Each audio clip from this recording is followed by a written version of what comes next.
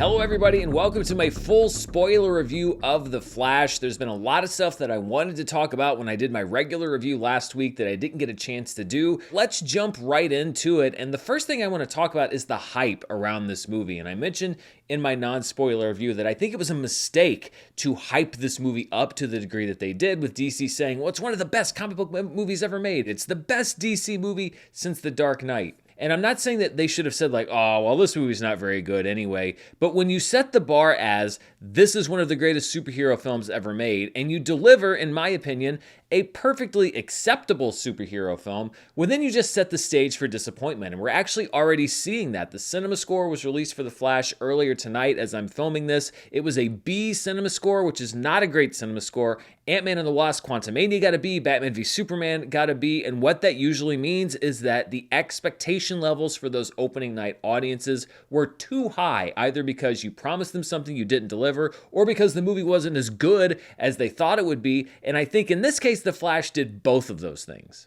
DC delivered a movie that, yes, had Michael Keaton as Batman, but that ultimately didn't go anywhere or really have any consequence for the DCEU. The new Supergirl is brought in as a character who's doomed to die, and it doesn't really do anything to either perpetuate or reset the DC universe as we know it. That again goes to managing expectations, because that was not the messaging that was going out about this film. It was supposed to be this huge key to the future of DC, and that's not what they delivered. And I'm not saying that audiences like the people who saw it at CinemaCon, the first major audiences to see it, a lot of critics and journalists that were really hyping this movie up, I'm not saying they were disingenuous in any way, but it's part of what I say about, when you see reactions coming in from movie premieres or events like CinemaCon, there is a certain kind of a buzz and an energy that those events have that you don't necessarily get at a regular public screening or even a critic screening that's held in a different venue. And so sometimes you do see that extra boost of positivity because it's part of a whole experience that not everyone gets to share. And it's why I say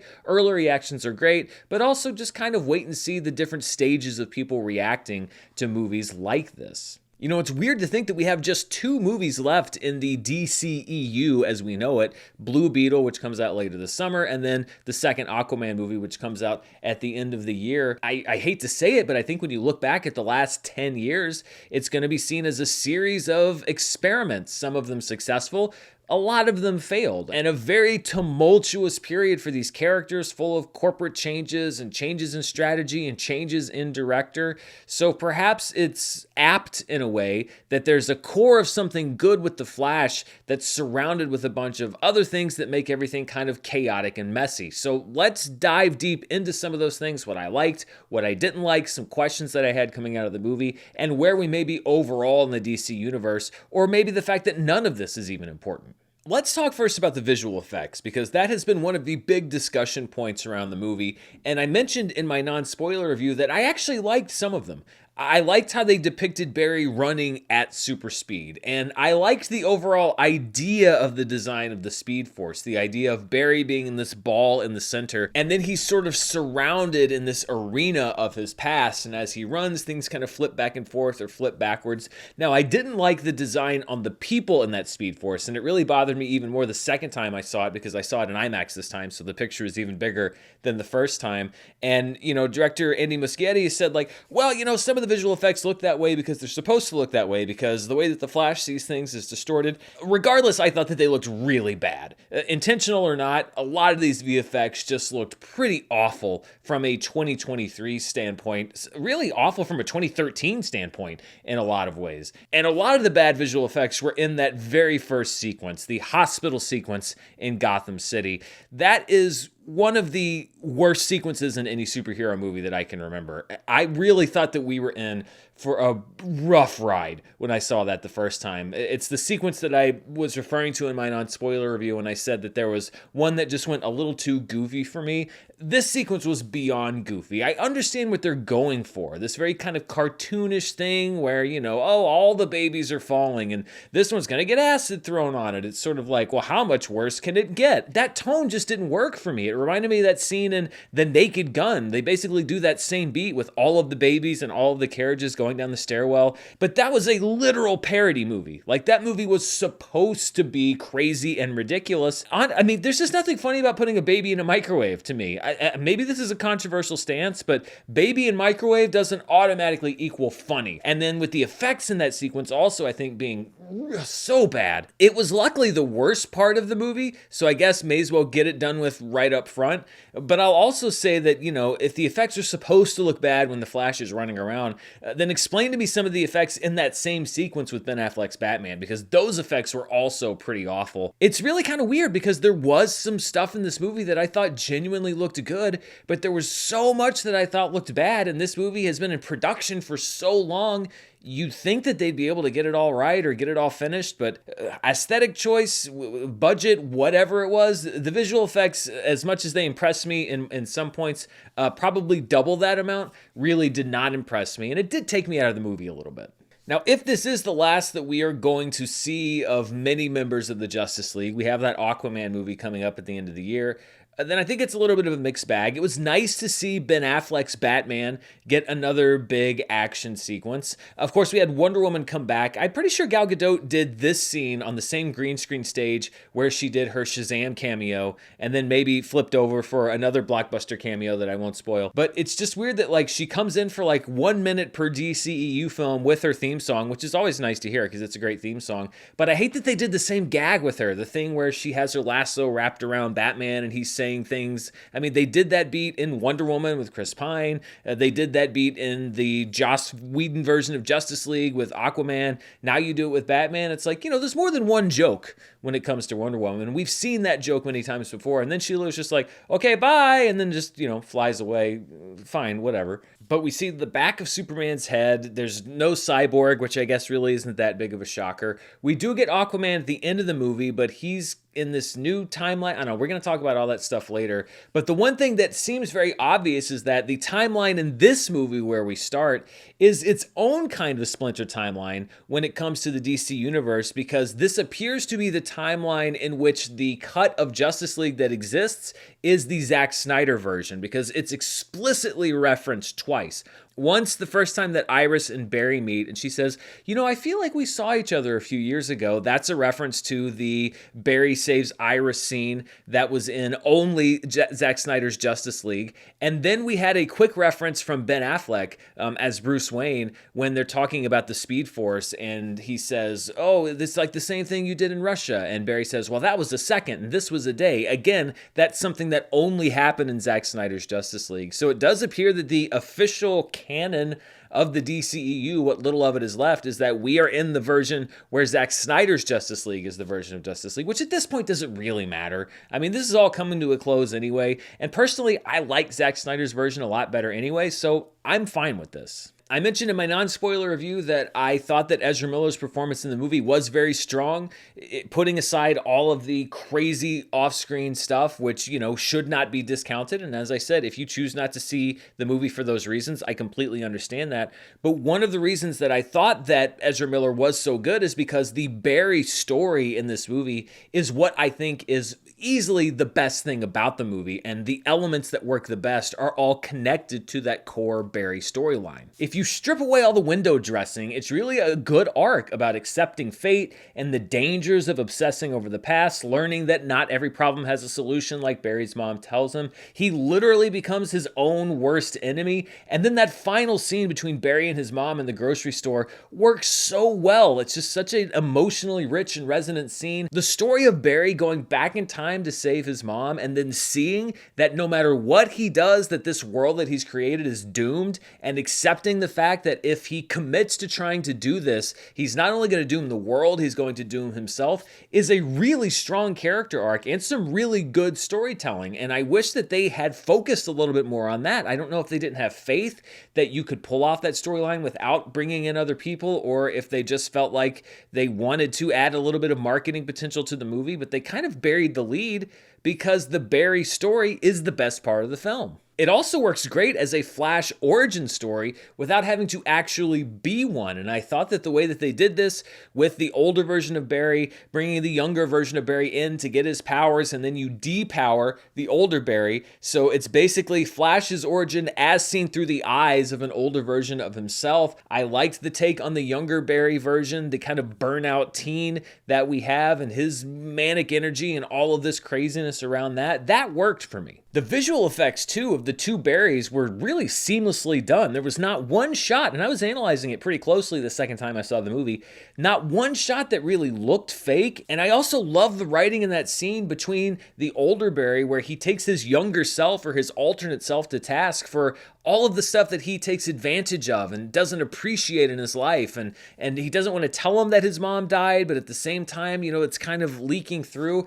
And the way that that ties into having Batman help them do this thing, I think that all works really well. And it all does come down to Ezra Miller's performance. I think that it is a really solid performance in both roles. In a movie called The Flash, it turns out when you focus on the Flash, it works well. And if this had been allowed to be a true solo film, I think it would have been even better. My biggest issue with the character arc is that it seems like he doesn't really learn his lesson because, of course, he does make that one change in the timeline that allows his dad to get released from prison, which also results in a timeline disruption. And so that's kind of like undoing your character arc just a little bit. You kind of want to have your cake and eat it too. But that also leads to the ending of the movie, which is this big George Clooney cameo as Bruce Wayne. Now, apparently, from people that were sharing set pictures and stuff, this appears to have been a reshot version of the ending. And there were pictures that came out from that same kind of courthouse setting where it seemed like Michael Keaton and even Sasha Calle's Supergirl were going to still be there, perhaps setting up a role for them going forward in the DC universe. So it would appear that DC said, well,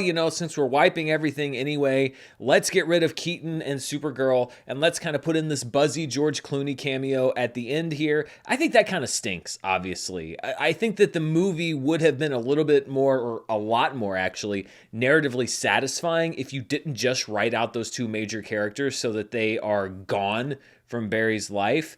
And the Clooney ending, sure, it gets people buzzy, but that's it, and plus it's confusing anyway because George Clooney was playing the same version of Batman that Michael Keaton played. It wasn't like set in a different universe because Michael Goff was in there and Pat Hingle was in there. He was just a recast version of that Bruce Wayne, unless you're saying that the Burtonverse is now split into 3 different universes of Clooney, Kilmer, and Keaton. It all gets very weird and confusing, and I think that you could have had a much more emotionally satisfying movie in if you hadn't reshot this and just kept Keaton and Sasha Calle in the movie at the end. I would actually like to watch more extended scenes, or if I could reach into a movie universe, try to get some of those alternate Blu-rays of the movies we hear about, like the Eric Stoltz version of Back to the Future, or the Michael J. Fox version of Footloose, or the Kevin Bacon version of Top Gun. I think they laid it on a little bit thick with the Eric Stoltz stuff, and I think that probably a lot of younger viewers for this movie were sitting there going like, who the hell is Eric Stoltz and why are they talking about him being in Back to the Future? But for the older audience members, I thought that was a pretty solid joke. So let's talk about Michael Keaton. For the part that he has to play in the movie, he's obviously engaged and having a good time. I liked Bruce's rapport with Barry as time went on and that kind of kinship that they felt over the loss of a parent and almost that respectful conversation he had when he said, I've spent my life trying to bring my parents back. You actually did it. So yeah, I'm going to help you. I think that that's a great way to tie those two characters together. I was not a fan of Michael Keaton's beard and wig at the beginning. It looked so fake that I assumed that it was actually in the movie supposed to be fake. Like he was gonna at the end of the scene take the wig off and pull the beard off and say that he'd been out doing detective work, undercover all night or something like that. But I do like the scientist side that we get to see when he helps Barry set up his repowering experiment, for example, because the Michael Keaton Batman was always sort of a science nerd. I mean, this is the same Batman who single-handedly cracked the Joker's Smilex chemical formula in Batman 89. This was the kind of Batman who would always be down in the Batcave, tooling around by himself or fixing a car or something. And so to bring that again into this film, I thought was a great continuity for that character.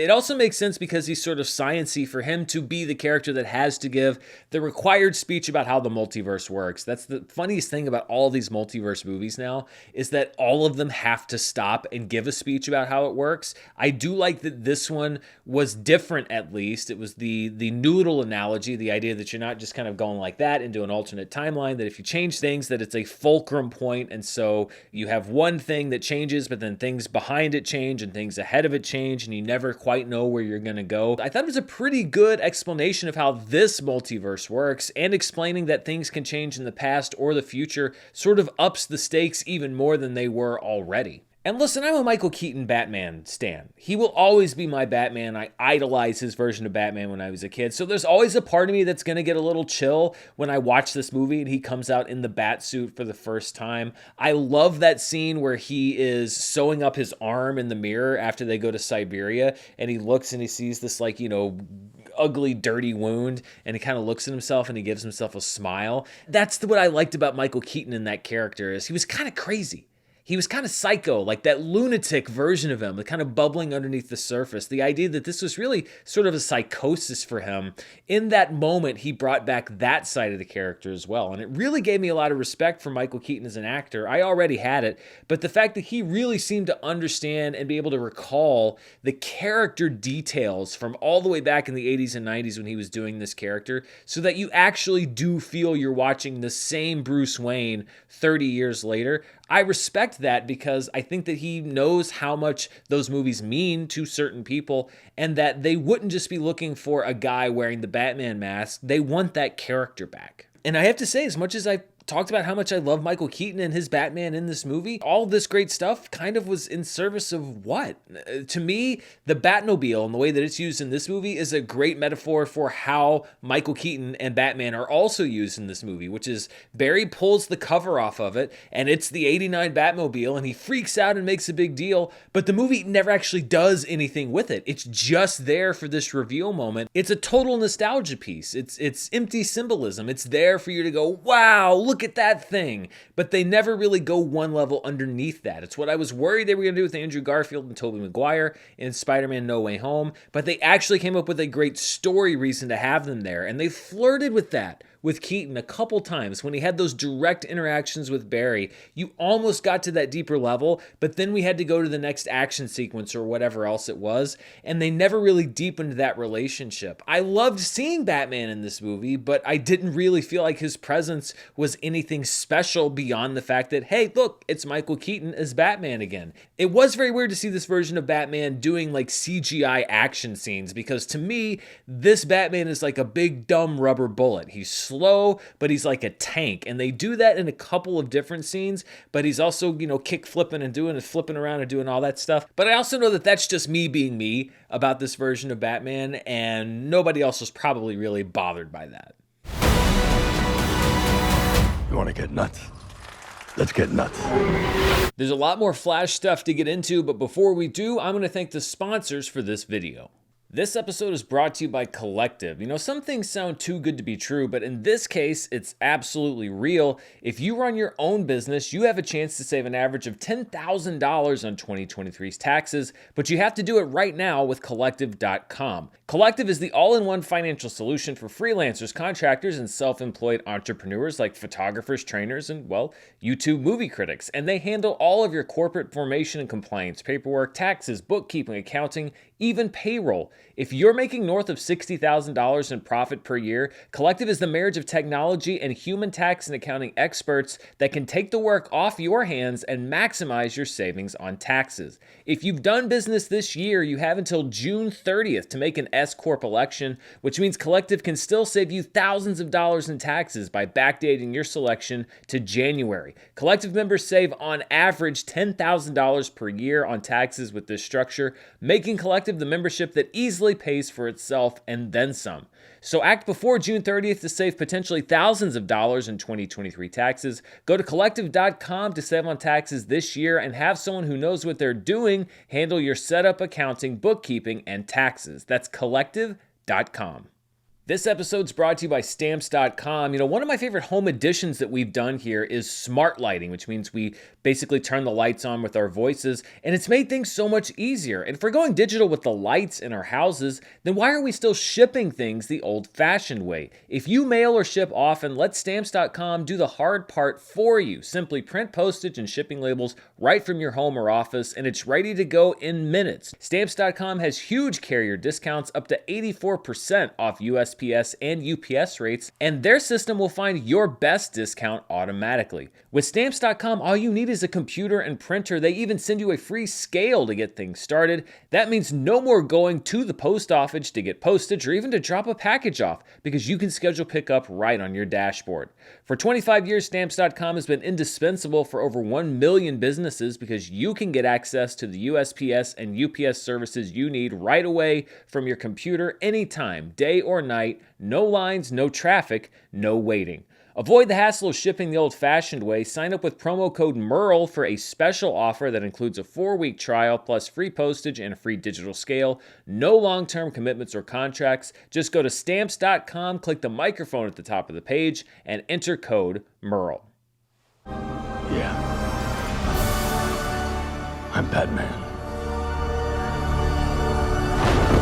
Briefly, I do want to mention Benjamin Wallfish's score because I loved his incorporation in these Keaton scenes of Danny Elfman's Batman theme, as well as the established sounds and scores for all of these different heroes, including the Flash that we've heard before. At times, it had kind of an 80s Alan Silvestri feel when they were doing more of a riff on Back to the Future. I really respect what he did here in pulling together all these different tones and characters. The actual original score that was kind of free from these existing themes that he wrote was really strong. It's actually one of my favorite superhero scores that I've heard in quite a while. A lot of times, scores for comic book movies can be very kind of forgettable and you don't really remember them. I think that Benjamin Wallfish did some great work in this film. Sasha Calle, Supergirl, I don't want to forget her here. I really liked what little we got of this take on the character. She's grim, but it makes sense in this context. I mean, she was sent to protect her cousin. She can't find her cousin. She's been held underground in this weird prison, almost on the brink of death for who knows how long up in Siberia. So yeah, she's not going to be the happiest person in the world, but I really liked her performance. I liked the suit design. I think she looked really good as Supergirl.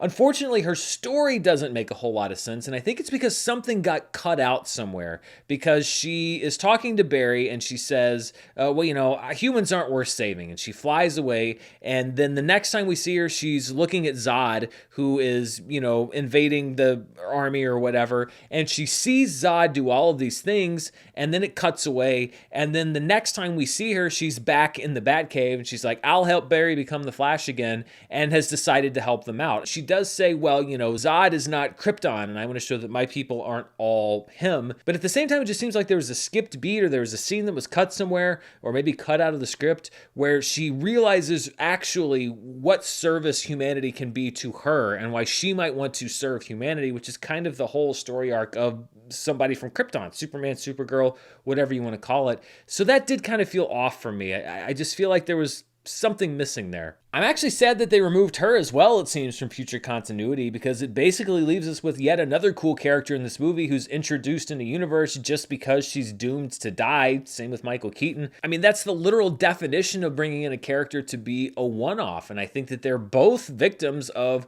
corporate strategy and reallocation of resources, and perhaps they wanted that extra buzz with the George Clooney cameo.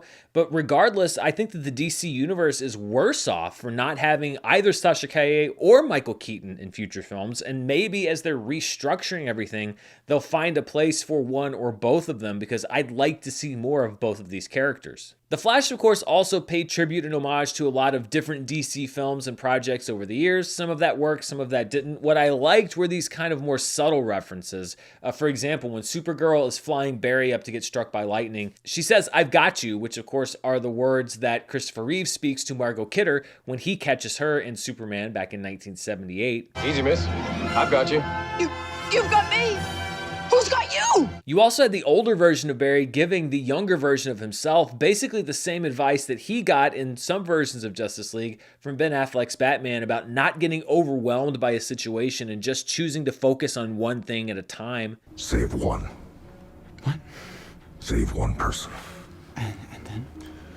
You'll know. And then even inside this movie, you had two versions of Bruce Wayne telling Barry, not this time, kid, maybe another time. Ben Affleck says it when Barry asks him out for a drink. Michael Keaton says it when it becomes clear that the Flash is not going to be able to save his life. This idea of these kind of resonances between universes and these repeated things, I think plays well thematically with what they were saying, which is that these universes may be completely different, but at the same time, there are these things that are going to be in common between them. Now, what largely did not work for me were the explicit tributes to other DC movies from across the decades, and I don't mean Michael Keaton being in this movie. I mean, of course, the big spinning multiverse balls that we see at the end of this movie. By and large, I thought they looked awful. I mean, the CG in these were atrociously bad. Again, we're not seeing these things through the Speed Force with Barry, so I don't really understand why they should have looked as bad as they did. If you had recreated a flawless version of Christopher Reeve as Superman, I would have been somewhat conflicted. But when you give me this PlayStation 2 version of him, I mean, especially so long after anybody really involved with that film who could have given it the go-ahead or the nod of approval has long since left us. That just felt really weird, especially because it felt cynical, because they didn't do anything with it. They show us Christopher Reeve and also this computer cartoon version of Helen Slater that comes flying in, but they don't really do anything with it. So it's like, well, then why did you put it in there? Are you just trying to get in there because you're coasting off of the goodwill that Christopher Reeve brought into Superman? If you're gonna put these things in there, have a reason to do it. The only one that kind of worked for me was Nicolas Cage's Superman, because, you know, first of all, they have him fighting a giant spider, which is the payoff to a 25-year-old joke that Kevin Smith set up so long ago. And the only reason I think it kind of works is because we do finally get to see this version of the character realized. I do wonder what the late, great John Schnepp would have thought if he had seen this version. Part of me says that he would have loved to have finally seen the Nick Cage Superman, you know, flying around and doing what he does. Another part of me says he would have pointed at the screen and said, that looks like garbage, because that's just who John Schnepp was. If he thought it looked like crap, he would say that it looked like crap. I didn't think it looked very good. Again, you can get Nicolas Cage. I don't know if they did. I think he probably would have done it because, you know, he's Nicolas Cage. But the novelty of that was the only thing that worked. Other than that, I just really hated these looks because they literally like come in and it's like, look at all these DC characters. And then they're like, okay, bye. And then the things close. I'm not necessarily saying you can't bring back older characters like this, but do it for more than just cheap nostalgia applause moments, because it felt borderline, maybe more than borderline disrespectful, especially to Christopher Reeve, who sadly isn't even with us anymore. Michael Shannon as Zod was kind of more the same for me, not disrespectful, but just really nothing useful here other than being a villain that people know. It could have been anybody, really. It's like Warner Brothers wanted to distract as much as they could from the Barry story for some reason, except the Barry story was the only thing that really worked about the movie. A great example of this is the scene where the two Barrys finally team up to fight as, you know, co-Flashes, and they go to that Raconteur song and they're doing all these kinds of crazy things, but they intercut that fight with the fight that Supergirl is having with Zod. And those are two completely different tones in the movie. The two Barrys fighting is supposed to be like, hey, fun, look at these two Flashes doing what they do. The Supergirl Zod fight is like very emotionally fraught because she just found out that Zod killed Superman as a baby. Like, he literally killed baby Superman. So that's supposed to be like very emotionally heavy and, you know, like almost like catharsis for her. Like, she's letting out all this rage and anger, but you're intercutting it with all this fun Flash stuff, and for the audience it tamps down the fun of the two Barrys because you're cutting away from them to a conflict that you already know is supposed to be kind of serious, but it also removes a lot of the gravity from the Supergirl Zod showdown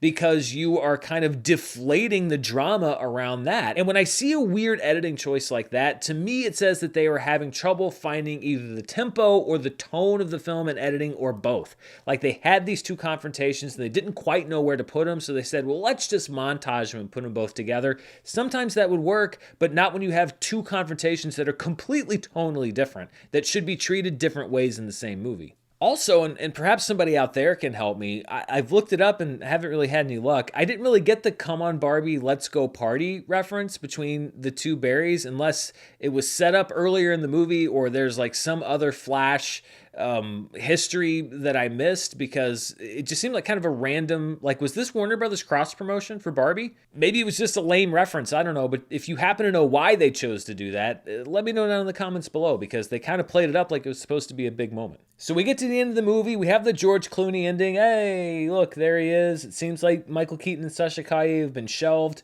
The Barry's tooth falling out joke, to me, again, screams of a reshot ending that they're like, well, how do we end this thing? We got to find a joke. And it's actually, again, so similar to Ant-Man and the Wasp: Quantumania. Both of those endings also felt like they were kind of hastily reshot, and they're like, oh, what's a good joke to go to credits? And they just kind of threw in the best thing that they could. Oh. But it doesn't really work. I just think it's kind of a lame joke. And again, what is the tone of this movie by the end of it? I don't know what you want me to think of it. And then we have the post-credit scene with Jason Momoa's Aquaman, which from what I can gather is the Aquaman in Barry's reality, where George Clooney is Batman. But the Aquaman that we're going to see later this year is the Aquaman from the DCEU Zack Snyder reality, where, you know, Barry came from before he changed everything. Usually I would kind of focus more on this, but let's be honest, it doesn't really matter, because if Ben Affleck pops up in Aquaman, then I guess we know that we're not in Barry Allen's reality, but then where's Barry? None of it matters, because this is all coming to an end, and I feel like Warner Brothers knew that as well, and you can tell they don't really care about the ramifications, because they're like, whatever, we're going to reset everything anyway. Which, you know, I mean, that's a stance to have, but there are people like myself out there who would like to see, even if there's something that's going to end soon, some effort to end it in a, I don't know, satisfying way at least. Overall, I don't think I could ever say that I hated this movie or even disliked it. I just don't think I'll ever love it either. I'll probably buy it eventually, if only to have more Michael Keaton Batman on my shelf. And this could have been something very special, either the definitive Flash story or the dawn of a new era in the DC universe, or both. But it's mostly neither, despite strong execution on that Barry story. And like a lot of the DCEU, it's the opportunities that are missed that seem to be the headline here, rather than the successes. So The Flash, a very complicated movie, and a movie that seems to be heading toward a very complicated legacy in the DC universe. What did you think? Have you already seen it? I hope so, because I just spoiled all of the big stuff about it. Let me know down in the comments below. Thank you to my sponsors. Be sure to check out the description to find out more about them. But most of all, thank you for spending part of your day here with me. I'll be back very soon to talk about The Flash's box office, as well as more movie news, reviews, box office, you name it. It's all here on the channel. Thank you so much. Until next time, stay safe, and I'll see you then. Bye.